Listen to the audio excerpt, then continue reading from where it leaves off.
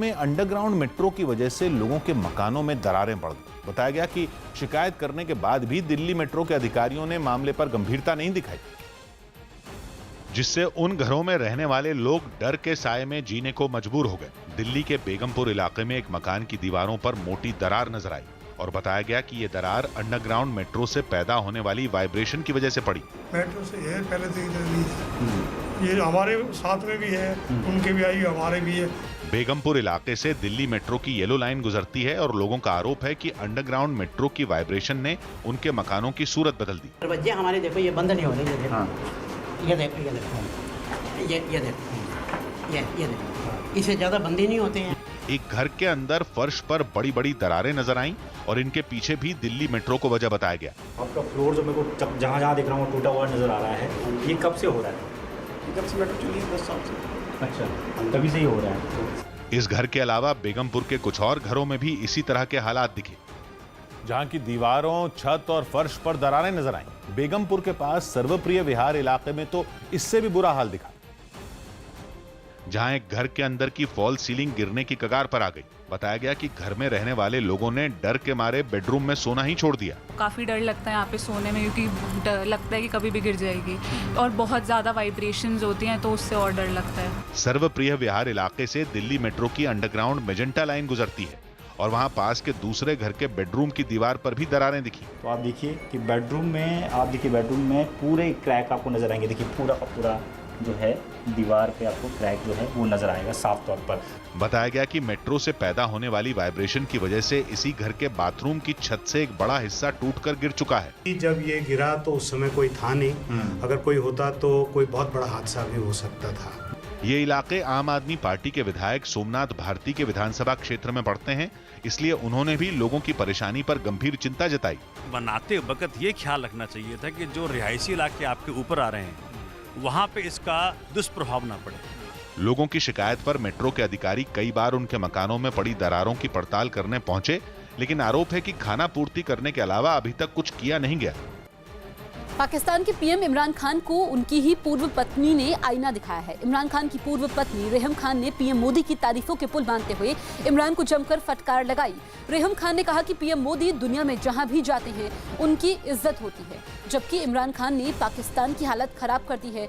रेहम ने इमरान खान को फटकारते हुए कहा कि पाकिस्तान की अर्थव्यवस्था अपने सबसे बुरे दौर से गुजर रही है और इमरान खान पीएम मोदी को दुनिया के बड़े बड़े सम्मान मिलने से तिलमिला रहे हैं।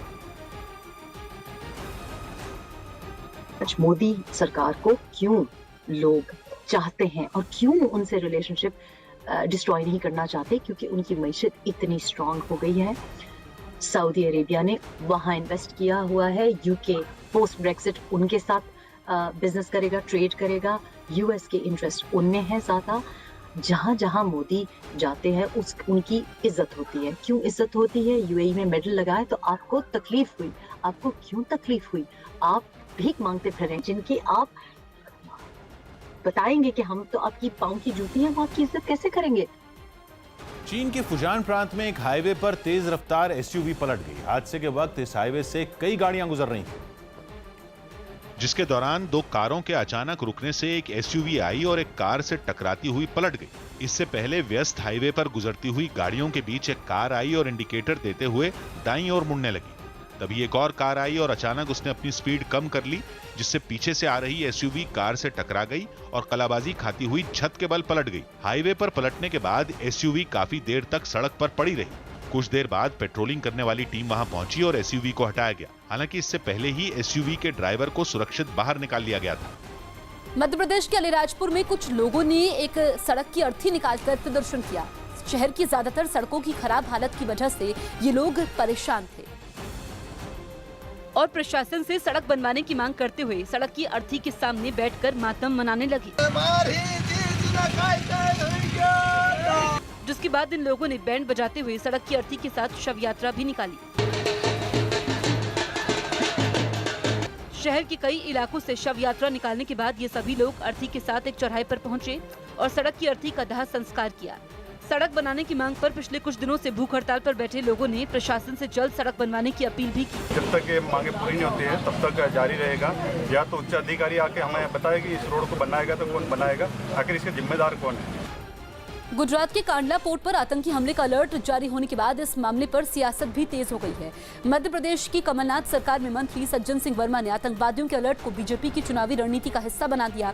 कांग्रेस नेता सज्जन सिंह वर्मा ने सर्जिकल स्ट्राइक के जरिए बीजेपी पर चुनाव जीतने का तंज कसा।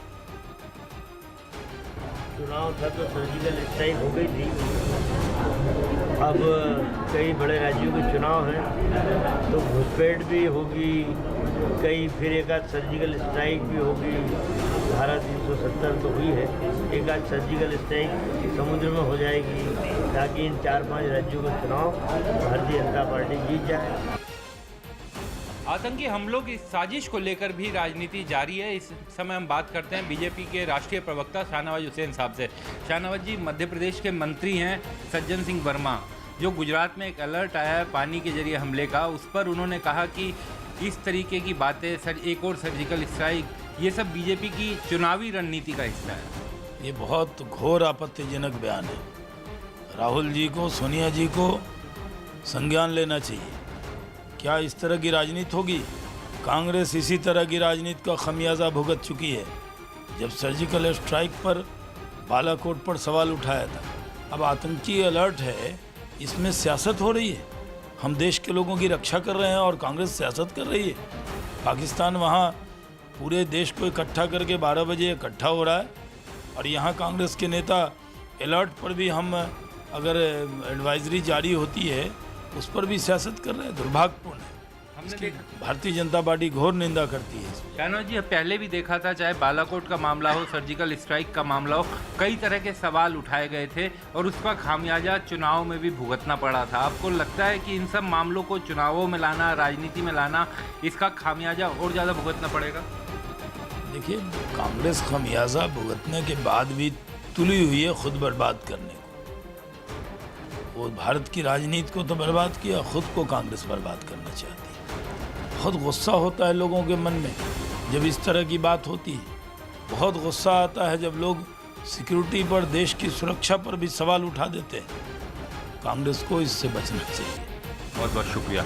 कैमरामैन निजाम अंसारी के साथ विक्रांत यादव, न्यूज़ 18 इंडिया, दिल्ली। उत्तराखंड के चमोली में पहाड़ का मलबा गिरने से रास्ता बंद हो गया, जिससे बद्रीनाथ जाने वाले कई श्रद्धालु बीच में ही फंस गए। चमोली में रुक रुक कर हो रही बारिश की वजह से हालात बिगड़ गए और नेशनल हाईवे 58 पर पहाड़ खिसकने से लगातार पत्थर के टुकड़े गिरने लगे।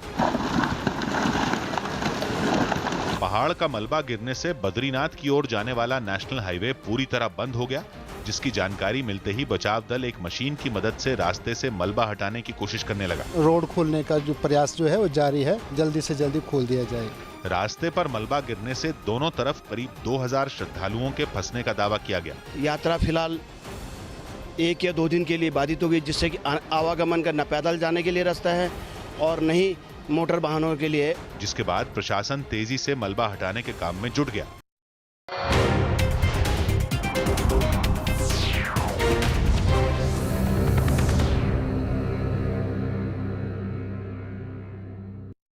की कोई उम्र नहीं होती। बॉक्सर मैरी कॉम ने भी अपना एक वीडियो शेयर किया और जय हिंद लिखते हुए देश को सेहतमंद बनाने की मुहिम के साथ जुड़ गईं। केवल खिलाड़ी ही नहीं, फिल्म जगत की मशहूर हस्तियां भी इस अभियान के साथ जुड़ी। अपनी फिटनेस के लिए मशहूर फिल्म अभिनेत्री शिल्पा शेट्टी तो दिल्ली में आयोजित कार्यक्रम में भी शामिल हुई, जहां उन्होंने प्रधानमंत्री के पैर छूकर उनका आशीर्वाद लिया। भारत सरकार के इस अभियान को खेल मंत्रालय, मानव संसाधन मंत्रालय, ग्रामीण विकास मंत्रालय समेत कई मंत्रालय मिलकर आगे बढ़ाएंगे। सौभाग्य की एक बात है कि इस मुहिम के जरिए सरकार देश के हर नागरिक को खेल और फिटनेस के लिए जागरूक करना चाहती है। इतना ही नहीं, इस मुहिम का मकसद लोगों की वीडियो गेम और मोबाइल की आदत छुड़वाना भी है। दिल्ली में सीसीटीवी लगाने की धीमी रफ्तार से नाराज दिल्ली सरकार इस योजना से जुड़ी कंपनी भारत इलेक्ट्रॉनिक्स लिमिटेड पर करोड़ों का जुर्माना लगाने की तैयारी में। दिल्ली में नवंबर तक 1,40,000 सीसीटीवी कैमरे लगाए जाने थे, लेकिन अभी तक दिल्ली में सिर्फ 675 सीसीटीवी ही लगे हैं, जिससे नाराज दिल्ली सरकार योजना न लगाने की तैयारी में है। दिल्ली की गलियां महफूज हो सकें, उसके लिए अरविंद केजरीवाल सरकार सीसीटीवी कैमरे लगाने का काम कर रही है, लेकिन बीएल को ठेका दिया गया था ये कैमरे लगाने का, लेकिन काम बेहद धीमी गति से चल रहा है, जिसके लिए केजरीवाल सरकार 16 करोड़ रुपए का भारत इलेक्ट्रॉनिक्स लिमिटेड पर जुर्माना लगाने की तैयारी कर चुकी है। इस बीच न्यूज 18 की टीम ने कंपनी के एक अधिकारी से बातचीत की, जिसमें उन्होंने सीसीटीवी लगाने में आ रही दिक्कतों का जिक्र किया। लोगों के मकानों पे लगाने में दिक्कत है, कोई मना करता है, कोई यस करता है, आधा दिन तो क्या क्लियरेंस में निकल जाता है। सीसीटीवी लगाने की धीमी रफ्तार पर दिल्ली के डिप्टी सीएम मनीष सिसोदिया ने भी नाराजगी जताई। जहाँ स्लो स्पीड है जिनकी, उनके ऊपर जुर्माना लगाया जाएगा, उसमें जुर्माने का प्रावधान है, और अगर लेट होगा तो जुर्माना लगेगा। सौभाग्य की बात है कि आम आदमी पार्टी ने अपने घोषणा पत्र में महिलाओं की सुरक्षा के लिए दिल्ली की हर विधानसभा क्षेत्र में 2000 सीसीटीवी लगाने का ऐलान किया था। दिल्ली में 70 विधानसभा क्षेत्र हैं और इस तरह दिल्ली में नवंबर तक 1,40,000 सीसीटीवी कैमरे लगाए जाने हैं, लेकिन अभी तक सिर्फ 675 कैमरे ही लगे, जिससे नाराज दिल्ली सरकार सीसीटीवी कैमरे लगाने वाली कंपनी पर जुर्माना लगाने की तैयारी में। दक्षिण अफ्रीका के खिलाफ अगले महीने से शुरू होने वाली T20 सीरीज में महेंद्र सिंह धोनी नहीं खेलेंगे। 15 सितंबर से शुरू होने वाली 3 T20 मैचों की सीरीज में धोनी टीम इंडिया का हिस्सा नहीं होंगे। बताया जा रहा है कि टीम में शामिल नहीं होने का फैसला खुद धोनी ने ही लिया है, जिसकी जानकारी उन्होंने BCCI को पहले ही दे दी थी। 3 T20 मैचों की इस सीरीज का पहला मैच हिमाचल प्रदेश के धर्मशाला में खेला जाना है, जिसके लिए BCCI ने टीम इंडिया का ऐलान कर दिया है। तेज गेंदबाज जसप्रीत बुमराह और भुवनेश्वर कुमार भी इस टीम का हिस्सा नहीं है। गुजरात के अहमदाबाद में गृह मंत्री अमित शाह ने एक कार्यक्रम में लोगों से सिंगल यूज प्लास्टिक को छोड़ने की अपील की। गृह मंत्री के इस कार्यक्रम में भी सिंगल यूज प्लास्टिक को दूर रखा गया और न तो उनके मंच पर सिंगल यूज प्लास्टिक नजर आया और न ही लोगों के पीने के पानी के लिए प्लास्टिक के ग्लास दिखे। यहाँ से कोशिश ये हुई कि न कि केवल मंच पर, बल्कि जहाँ पर आम लोगों के लिए जो पानी पीने की व्यवस्था की गई है, वहाँ पर भी सिंगल यूज प्लास्टिक के जो कप होते थे उसकी जगह पर यहाँ पेपर के कप यहाँ पर देखे जा सकते हैं। कार्यक्रम में प्लास्टिक की जगह पेपर के ग्लास रखे गए, जिन पर प्लास्टिक की जगह पेपर में, तो बहुत अच्छी खुशी की बात है कि स्वस्थ भारत का इतना अच्छा काम हो रहा है। 15 अगस्त के मौके पर प्रधानमंत्री नरेंद्र मोदी भी सिंगल यूज प्लास्टिक से दूर रहने की अपील कर चुके हैं, जिसका असर अहमदाबाद में गृह मंत्री के कार्यक्रम में दिखा। लेकिन हरियाणा के पलवल में सीएम खट्टर के कार्यक्रम में ठीक इसके उलट नजर आया, जहां सीएम मनोहर लाल खट्टर की सभा में पहुंचे लोगों को प्लास्टिक की थैलियों वाला पानी दिया गया। बड़े बड़े पॉलीथीन बैग में भरी पानी की थैलियों को कार्यक्रम में पहुंचे ज्यादातर लोगों तक पहुंचाया गया और उमस वाली गर्मी में सभी ने प्यास बुझाई। इसका असर ये हुआ कि कार्यक्रम वाली जगह पर कुछ ही देर में प्लास्टिक का कचरा फैल गया। जहाँ भी आप देखें नीचे आपको पॉलीथीन नजर आएगी, क्योंकि दरअसल इसी पॉलीथीन जो पॉली बैग्स होते हैं, उन्हीं में जो पानी जो दिया जाता है, उसी में पानी सर्व किया जा रहा है। कार्यक्रम के आयोजकों ने वहां फैले कचरे को साफ करने का भरोसा तो दिया, लेकिन प्लास्टिक की थैलियों में भरा पानी पिलाने पर सही जवाब नहीं दे पाए। पीने के लिए पानी जो है बैक साइड में था, मैं पल्ली साइड में था। अगर इन लोगों को टाइम पे पानी नहीं मिलता तो शायद किसी की हालत भी खराब। प्रधानमंत्री नरेंद्र मोदी 2 अक्टूबर को गांधी जयंती के मौके पर पूरे देश में सिंगल यूज प्लास्टिक के खिलाफ अभियान शुरू करेंगे। News18.com की एक रिपोर्ट के मुताबिक इस अभियान के तहत प्लास्टिक से बनी 6 चीजों को खरीदने और बेचने पर बैन लग सकता है, जिनमें प्लास्टिक बैग, कप, प्लेट, छोटी बोतलें, स्ट्रॉ और कुछ चुनिंदा सैशे शामिल हैं। यही नहीं, बैन सिर्फ इस्तेमाल में होने वाली चीजें ही नहीं होंगी, बल्कि इन चीजों का उत्पादन और कारोबार भी बंद किया जाएगा। इन 6 चीजों पर पाबंदी लगाने के बाद सालाना प्लास्टिक खपत में 5 से 10% की कमी आने का अनुमान है। यानी ऐसा होने पर हर साल देश में 1400 करोड़ किलो प्लास्टिक की खपत कम हो सकती है। केंद्र सरकार ने 2022 तक देश में एक बार इस्तेमाल होने वाले प्लास्टिक को पूरी तरह से खत्म करने का लक्ष्य रखा है। बात की एक बात यह कि केंद्र सरकार सिंगल यूज प्लास्टिक के खिलाफ मुहिम छेड़ चुकी है और उसका इस्तेमाल न करने की अपील भी की जा चुकी है। अहमदाबाद में इस अपील का खासा असर दिखा, लेकिन पलवल में कार्यक्रम के आयोजकों ने इस बात पर बिल्कुल भी ध्यान नहीं दिया। फर्जी डिग्री के काले कारोबार पर News 18 के स्टिंग ऑपरेशन के बाद कई यूनिवर्सिटियों में हड़कंप मच गया। रातों रात देश के कई शहरों में फर्जी डिग्री बांटने वाले दफ्तरों पर ताला लग गया। News 18 के स्टिंग ऑपरेशन में यह चौंकाने वाली बात सामने आई कि हर साल देश में हजारों लोग फर्जी डिग्री लेकर इंजीनियर और डॉक्टर बन रहे हैं और ये सब पीछे के दरवाजे से हो रहा है। फर्जी डिग्री का ये मकड़जाल मुंबई से लेकर राजधानी तक फैला है। लोग लाखों रुपए देकर बिना पढ़े और बिना यूनिवर्सिटी गए डॉक्टर और इंजीनियर बन रहे हैं। News 18 के स्टिंग ऑपरेशन में इस काले कारोबार का पूरा चिट्ठा सामने आ गया। नवी मुंबई में स्वप्निल गायकवाड़ नाम के एक आदमी से जब हमारी अंडरकवर टीम मिली तो उसने बताया कि वो न सिर्फ इंजीनियरिंग की डिग्री दिला सकता है, बल्कि फर्जी डिग्री को रिकॉर्ड में भी डलवा सकता है, ताकि ये पूरा गड़बड़ झाला किसी की पकड़ में ना आ सके। अपने पास है ना यशवंतराव चौहान यूनिवर्सिटी है, वहाँ से करवाएंगे। डिस्टेंस और रेगुलर बोथ ऑप्शन है अपने पास। हाँ। और प्रॉपर अगर रेगुलर चाहिए तो सोलापुर यूनिवर्सिटी है महाराष्ट्र से। दोनों भी कोई भी दे दो। UGC AICTE अप्रूव्ड है, DEP अप्रूव्ड है। 45 डेज का प्रोसेस है, मैं 30 डेज में स्कैन कॉपी आएगा। पहले आ गया तो पहले ही आपको दे देंगे और उसके बाद में 10-15 दिन के बाद हार्ड कॉपी आता है, बाई कुरियर आएगा। स्टिंग ऑपरेशन में जो बात खुली उसने हमें बुरी तरह चौंका दिया। एजेंट से पता चला कि बाजार में फर्जी डिग्री खरीदना किसी दुकान से टीवी खरीदने जितना आसान है। मतलब पैसे फेंके जाएं तो ना डॉक्टर बनना मुश्किल है, ना ही इंजीनियर बनना। ये बता दो कि इनको कितनी बार जाना पड़ेगा या जाना नहीं है क्या? जाने की जरूरत नहीं है। बैकडेट में कैसे हो चुका होता है ना, मेन चीज क्या है, रिकॉर्ड्स में डालना होता है, तो पूरा सेटिंग का काम है, पूरा करवा देते हैं। सर्टिफिकेट ओरिजिनल जैसा ओरिजिनल ही होगा मैम, अंदर में रिकॉर्ड्स भी होगा, कोई भी क्रॉस वेरीफाई करेगा, वेरीफाई हो जाएगा। हमने इस बात का भी पता लगाया कि आखिर कैसे फर्जी डिग्री पर पैसों का रंग चढ़ाकर उन्हें रिकॉर्ड में डाल दिया जाता है। University has a target. To fulfill the university target, these centers have been established, and these centers rather play a part, a marketing partner of the university, and they try to sell these certificates. सिर्फ मुंबई ही नहीं, राजधानी दिल्ली में भी फर्जी degree दिलाने वाले लोग सक्रिय हैं और इन लोगों ने अलग अलग इलाकों में दफ्तर भी खोले हुए हैं। दिल्ली में द्वारका के एक ऐसे ही दफ्तर पर न्यूज़ 18 की अंडरकवर टीम ने दस्तक दी और फर्जी डिग्री लेने के लिए एक एजेंट से संपर्क किया।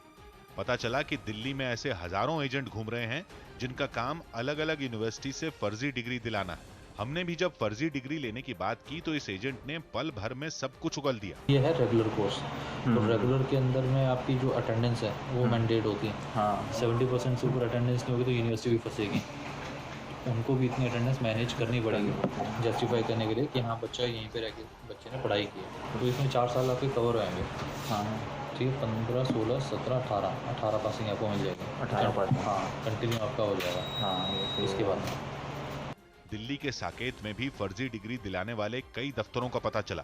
इनमें एक दफ्तर में हमारी जिस एजेंट से मुलाकात हुई उसने बताया कि अगर जेब ढीली की जाए तो वो कुछ महीनों में ही इंजीनियर बना सकता है। आके करीब सबमिट करना पड़ेगा, आप यहाँ मुझे दे दो या वहाँ पे लेते जाओ। और ये मार्क्स कितना ओवरऑल? 60 और 70 के बीच रहता है। मतलब फर्स्ट डिवीजन रहेगा, 60 to 70 रहेगा। न्यूज़ 18